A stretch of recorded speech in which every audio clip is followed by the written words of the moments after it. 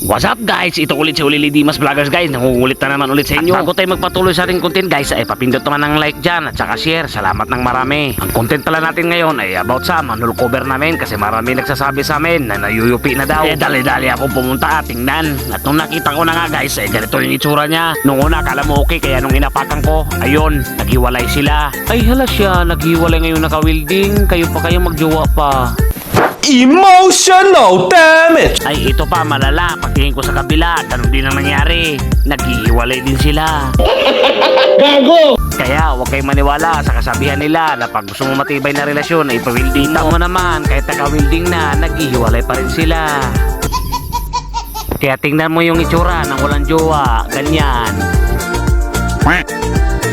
Isisingit ko muna yung kaibigan ko, nagpa-shoutout sa'yo. Bali guys, ganito palang forma niya pag walang buhos siya. Ganito naman ang itsura na niya pag may buhos na siya. Bali pala itong ginagawa naming mga manhole frame, manhole cover guys, ay nasa sidewalk siya. Ay siya, ulili, lahat naman ng manhole ay sa sidewalk talaga. At dito nga, tinanong ako ng kababayan ko kung uuwi ba ako. Ha? Dili? Oh. Oh, paras kita na eh. Uy! At dito nga, napatigil ako bigla kasi may nakikita na naman ako, naghihiwalay na naman. Pali man nila usal eh. Si Akoy! Grabe! Dalawa? Ayun na. Ha? Okay, hindi lang diba? Dito nga ay wala akong kalamalam na yung service ko ay kinuha na ng kasama ko. Sabi niya, hiniram daw niya kasi bibira lang daw service niyan sa kanilang lugar. What?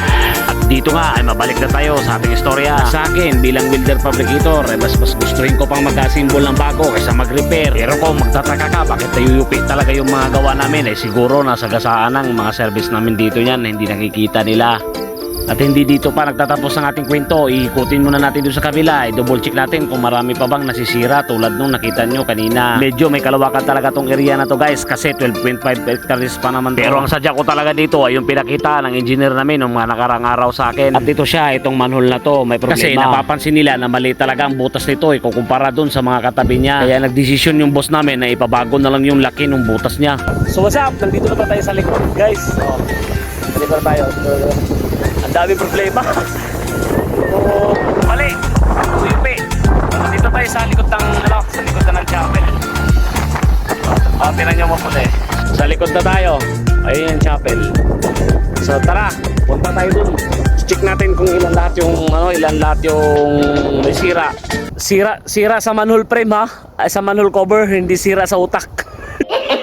Gago! Guys! Kung umabot ka dito sa video na to, bandang dulo na to guys, magpapaalam na rin ako. Salamat ng marami at tinapos mo ang video ko. Basta huwag mo lang kalimutan i-like at saka follow kung hindi ka pa naka-follow. At kung okay lang sa'yo, ay pakishare na lang din ang video. Maraming salamat. Hindi pa nga kalahati pa lang yung naikot guys. Hilingan na ako.